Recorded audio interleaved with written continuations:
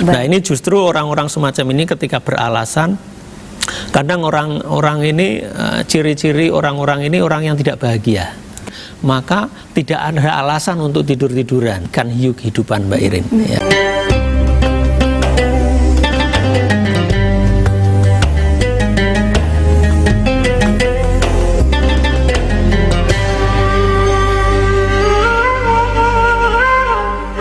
Assalamualaikum warahmatullahi wabarakatuh. Pemirsa setia TVRI Jawa Tengah dimanapun Anda berada, alhamdulillahirabbil alamin kita bisa kembali bersilaturahim di bulan suci Ramadan dan tentunya bisa bersilaturahim di acara Nikmat Ramadan.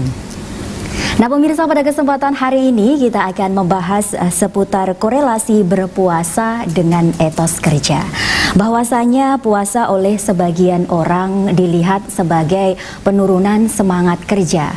Hal itu berkaitan dengan banyaknya orang yang bermalas-malasan di bulan suci Ramadan. Lalu apakah benar bahwasanya Ramadan itu bisa menurunkan semangat kerja seseorang? Atau malah Ramadan dijadikan sebagai alasan untuk seseorang itu bermalas-malasan? Nanti kita akan membahasnya lebih detail lagi bersama dengan Dr. Haji Darwito SEMM yang sudah ada di sebelah Irin. Langsung saja kita sapa beliau. Assalamualaikum Bapak. Waalaikumsalam warahmatullahi wabarakatuh. Baik, nah Pak Dokter Haji Darwito SMM ini selaku motivator spiritual NMA, Gilers ya, Bapak ya. Betul, Mbak. Baik, boleh di-share kepada pemirsa yang ada di rumah ini Bapak terkait dengan korelasi berpuasa dengan etos kerja. Silakan bertausiah terlebih dahulu. Baik, terima kasih. Assalamualaikum warahmatullahi wabarakatuh. Waalaikumsalam warahmatullahi wabarakatuh. Alhamdulillah, nahmaduhu wa nasta'inuhu wa nastaghfiruh wa na'udzubillahi min syururi anfusina wa min sayyiati a'malina may yahdihillahu fala mudhillalah wa may yudhlil fala hadiyalah. Asyhadu an la ilaha illallah wahdahu la syarikalah wa asyhadu anna Muhammadan abduhu wa rasuluh la nabiyya ba'dah. Maha suci Allah, Maha agung Allah yang senantiasa mencurahkan rahman dan kasih sayangnya kepada kita semuanya. Salam dan salawat semoga terlimpah kepada junjungan Nabi Muhammad SAW beserta keluarganya, sahabat, serta para insan yang sama mengajak untuk tunduk, patuh, dan bekti kepadanya. Pemirsa yang dirahmati Allah, saya berdoa kepada Bapak Ibu sekalian, saudara-saudara kalian yang ada di rumah, mudah-mudahan senantiasa dikaruniai kesehatan, kenikmatan, rezeki, dan berbagai macam kemudahan-kemudahan di dalam menjalani kehidupan di tengah COVID-19 ini. Dan tidak lupa kami berharap pemirsa senantiasa dalam keadaan bahagia. Pada sore hari ini kami akan berbincang-bincang dengan Mbak Irin, seorang host yang sangat luar biasa berkaitan dengan korelasi berpuasa ya, yang ada hubungannya dengan etos kerja. Baik. Ya. Nah lalu seperti yang di awal, apakah betul ini Pak Darwito, kalau puasa di bulan Ramadan itu malah mengganggu ataupun menurunkan semangat kerja seseorang? Jadi korelasinya seperti apa? Iya, harusnya begini Mbak. Jadi puasa ini harus jadikan sebuah momentum ya untuk meningkatkan sebuah etos kerja kita. Ya, nilai-nilai added value yang di situ memuat banyak sekali hal-hal yang seharusnya nanti begitu keluar Ramadan itu nilai-nilai added value etos kerja ya itu muncul di sana ya. Nah, berkaitan dengan pada saat Ramadan ini memang dijadikan sebuah alasan untuk bermalas-malasan ya. Kadang orang-orang itu malas bekerja alasannya berpuasa, kemudian malas belajar dan lain sebagainya, sehingga membuat kadang hati ini tidak nyaman. Padahal sesungguhnya puasa ini sebuah momentum untuk menempa diri kita agar kita ini jauh menjadi insan-insan yang bertakwa, yang muttaqin ya. Sebagaimana Allah berfirman itu, hai orang-orang beriman, diwajibkan atas kamu untuk berpuasa agar kalian ini bertakwa ya. Familiar sekali sebenarnya itu ayat-ayat semacam itu ya dalam surat Al-Baqarah. Itu Mbak Irin. Jadi berpuasa ini di saat-saat ini tidak dijadikan sebuah alasan untuk bermalas-malasan. Kita harus senantiasa powerful untuk menunjukkan ya kinerja kita yang terbaik.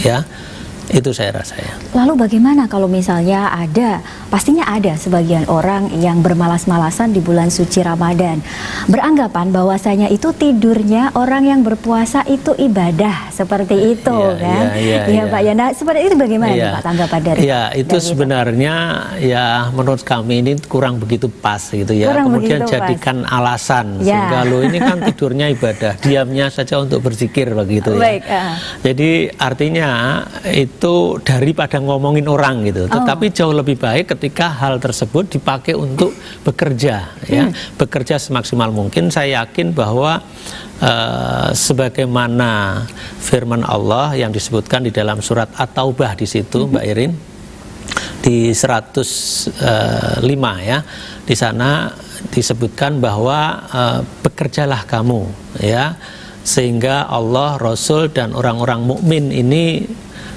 melihat pekerjaanmu itu ya.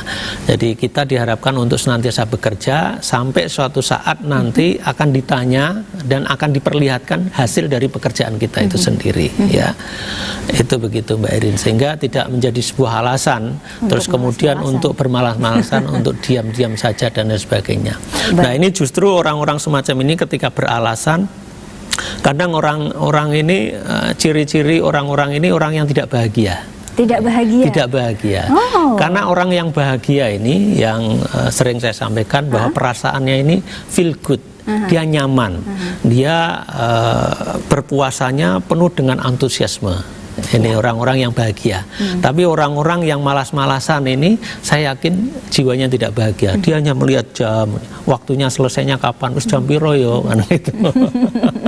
Nek perlu makan, bahkan ada tadi ketika saya broadcast itu ke salah satu grup itu minta, Pak tolong nanti TVRI waktunya dimajukan aja maghribnya gitu. Bisa, kan?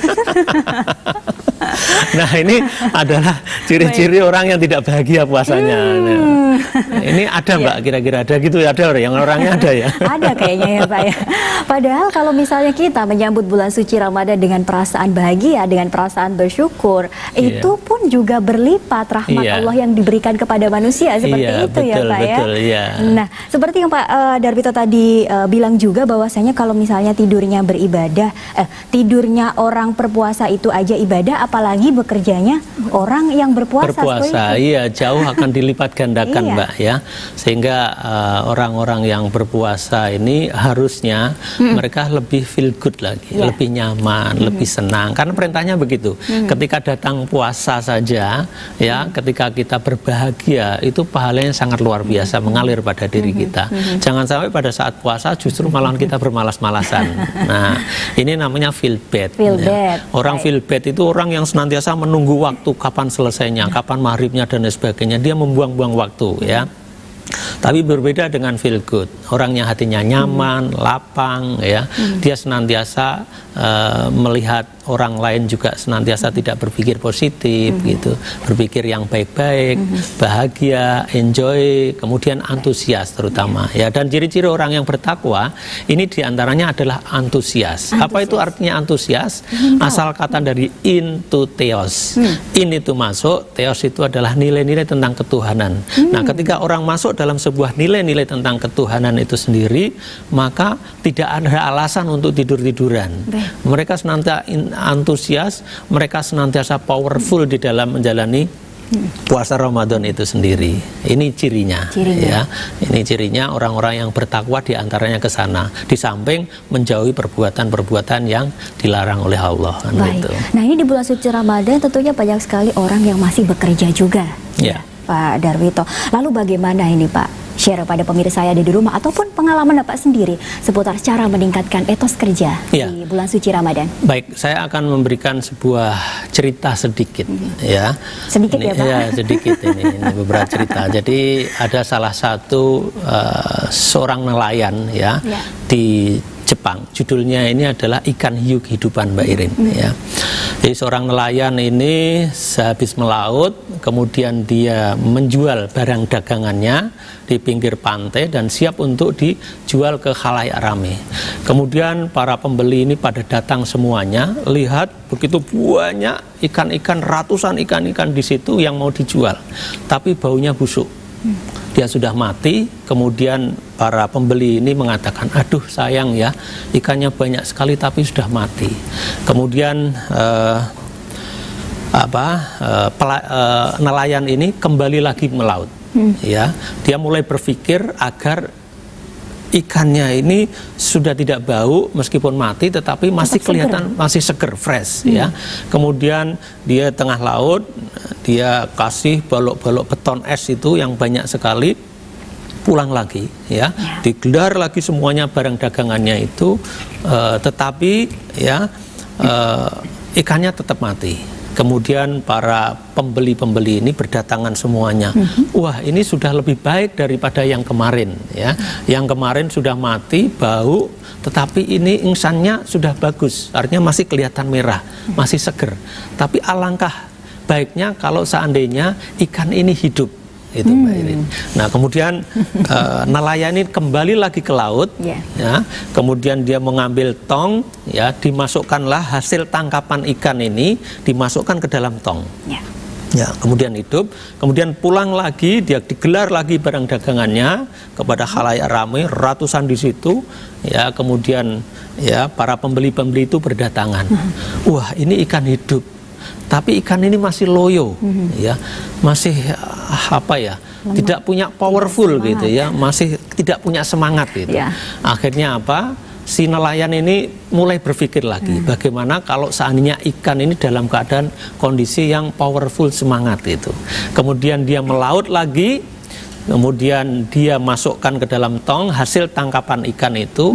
Akhirnya di dalam setiap tong itu ya dikasih ikan kecil hiu masing-masing tong itu. Nah, ikan-ikan hasil tangkapan ini begitu masukkan ikan hiu kan predator, Mbak. Wah, akhirnya lari ke puntang-pantung, lari sana, lari sini, lari sana, lari sini. Porat-parit semuanya, akhirnya dibawalah sampai kepada daratan, ya. Kemudian digelar semua dagangannya sebelum pembeli ini datang. Akhirnya ikan hiu ini diambil satu persatu. Nah, ikan-ikan ini gembira ya, ore, yes, wah luar biasa, powerful, hilang dari stres. Nah, semakin menarik obrolan kita pada kesempatan hari ini, tapi kita harus komersial break terlebih dahulu.